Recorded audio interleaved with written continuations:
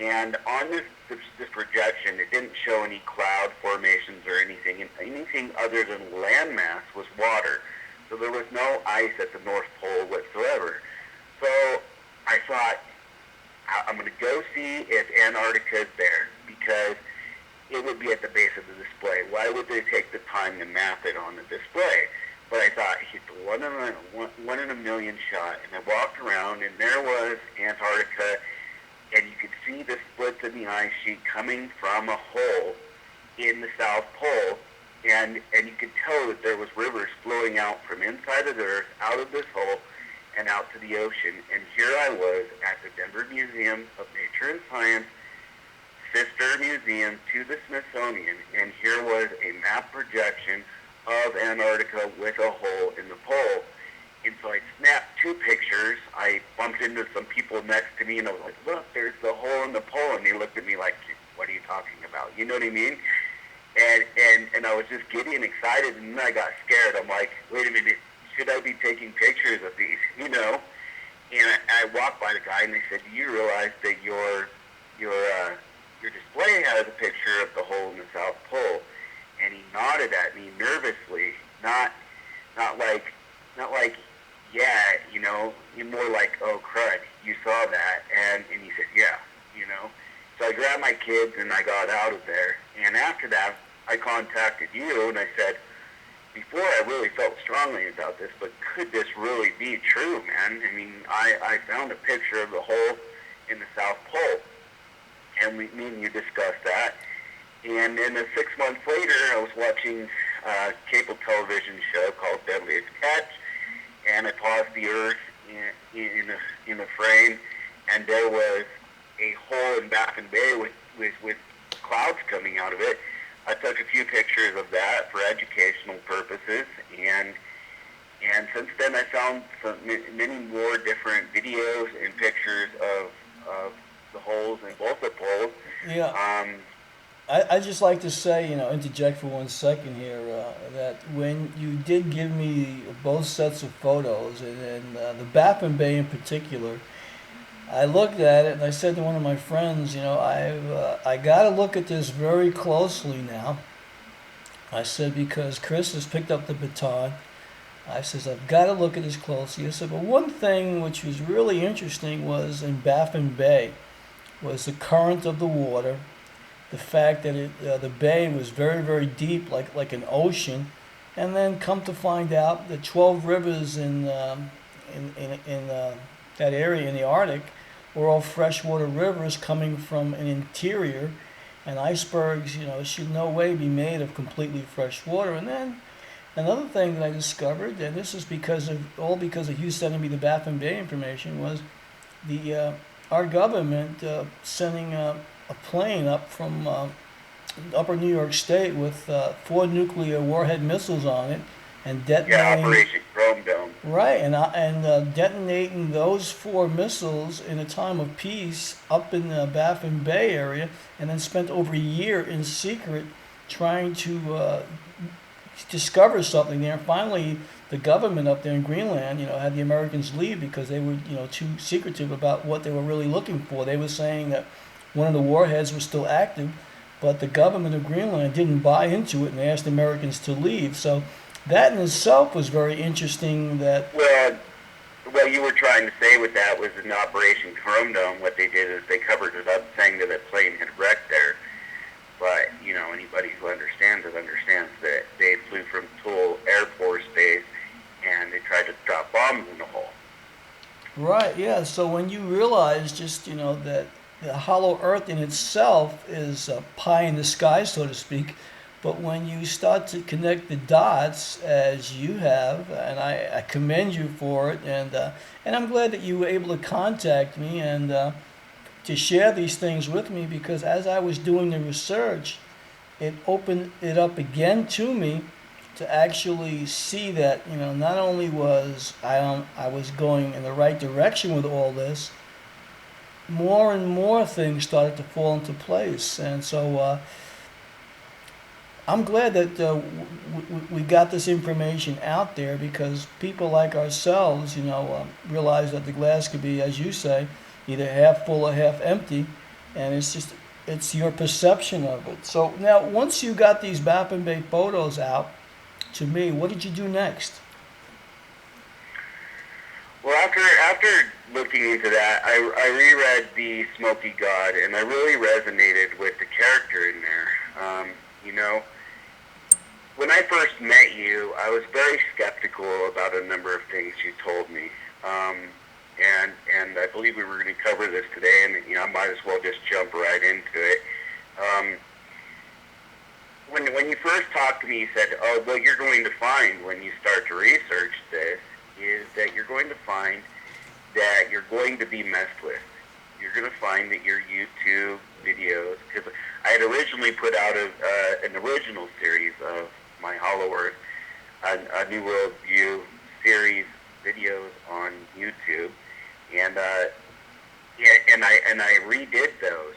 But what you warned me was that my counters would be held back, that my video series would be hidden so far back that people wouldn't be able to find it.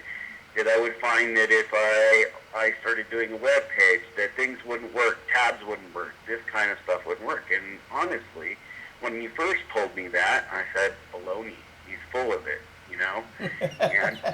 and you had also told me that you studied about Telos and Mount Shasta, and for all purposes right now, I know you can't discuss that matter, but the main thing is that you had told me that you really resonated with one of the characters in the story, and that you really felt that, and that you might have been reincarnated from that person. And I thought, again, baloney, forget that, you know.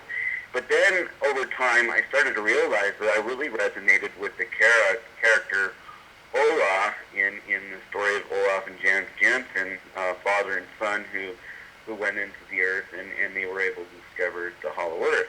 I realized that I had a lot of fear of incarceration and being alone. I don't deal with being alone at all well, which resonates with that character, that he was locked up for 27 years for explaining his trip to Hollow Earth to his uncle, who, instead of funding a further expedition, got with his friends who were rich and powerful and locked Olaf away. Also, I have a fear of water and heights over water. Well, his boat was capsized, and he was stuck on an iceberg after his father had died by the ocean. And I'm sure during the time he sat on there until he was rescued by the ship, that he was deathly afraid of sitting over that water and afraid of when the iceberg would melt and that he would be cast into it. So the other thing was is how clearly I understood the Hollow Earth, how it worked, how the inner sun worked, and all of those things. And so what happened to me after that was I made a new video series, and I quickly realized that as soon as I deleted the first video series, which was getting a lot of views, that indeed the second video series, the one I have now, Hollow Earth, A New World View, that has 14 videos, unless you type those words in, Hollow Earth, A New World View, in that order specifically, you're not going to find any of my videos, and you still may not without going to my actual channel, Center Stars Channel, all one word, Center Stars Channel on YouTube, to be able to find my videos that way. You still may not be able to find them by typing in Hollow Earth, A New World View. And my counters have only moved about 10 to 20 views per month since I started the thing. And so what I'm getting at with you is I started to see some of these problems that you said would arise, you know. And then when we made my website, which is centerstarschannel.web.com, I immediately ran into problems. I would type up some words on there, hit publish, it would say publish. I would exit out of the web builder, go back to the website, and all the words would be so tiny in print that you couldn't read them. Then I would go back on the website, and they would be large. And then I have to minimize them and re-large them again, put publish, and lo and behold, I'd go back to the off-site and look at it, and they would be large then. You have to do things twice. If you publish it and you go and you just exit out, chances are that it's not going to be in the same format you did, or words will be missing or messed up. Again, those counters being held back on YouTube. And I began to experience a lot of these problems that you had been talking about, and I started looking at you in a whole new light, and we began to develop our friendship and understanding of these things, and I realized that the crazy thing is to believe that these things don't happen to people. Well, that's exactly right. I always call it the lost sock in the dryer. I mean, you send an email. I mean, I could send out 100 emails and none of them would arrive. If I don't make a phone call after that email to say to someone, hey, Chris, did you get my email? You say, no, I didn't get it. Can you resend it? And then mysteriously the email gets there. So I call that the lost sock in the dryer. And for people who don't have that problem, it's not their paradigm. And I believe in the law of attraction. And I firmly don't believe that you or I both are attracting this because we're thinking about it, making it our most dominant thought. I think the reason why we're experiencing it is because we challenge conventionality and we think outside of the box. So that's some of the things that you and I are probably guilty of not obeying, the controllers who, have had it this way for thousands of years.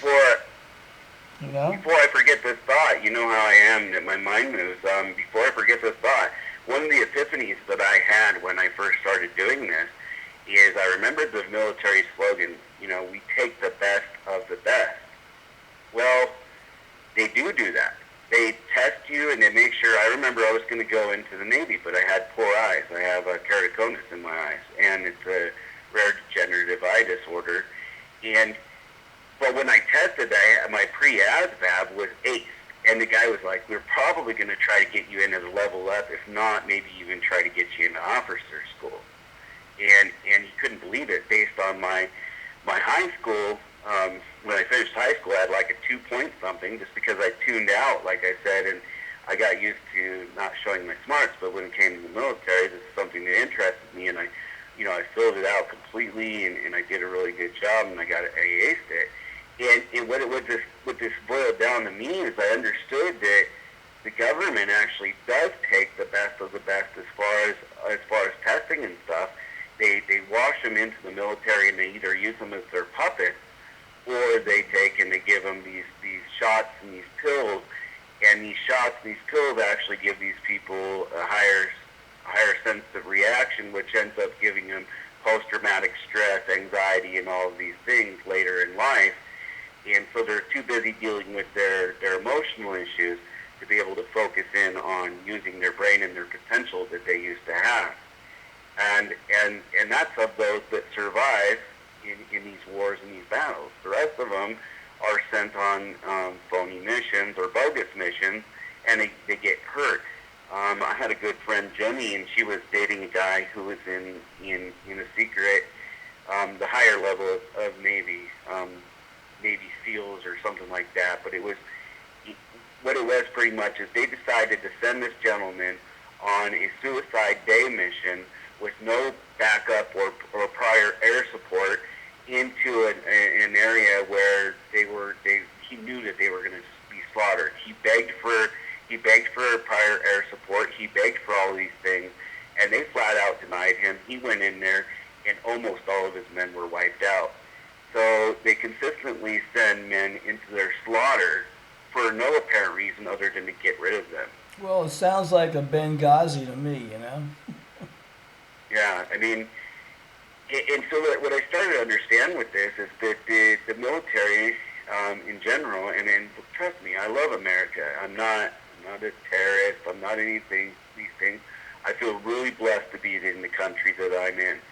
But at the same time, our government has an agenda to get rid of anybody that can threaten or attack anything that has to do with the ideals of the government behind our government. Well, yeah, I'd like to just add something right here if I can. January 27th, 2013 of this year, someone tried to poison me with an anthrax type of a chemical. Fortunately, I was with a homeopathic doctor at the time who saw my hands blow up, saw me racing, my heart was racing, and her office was only about 15 minutes away from where we were.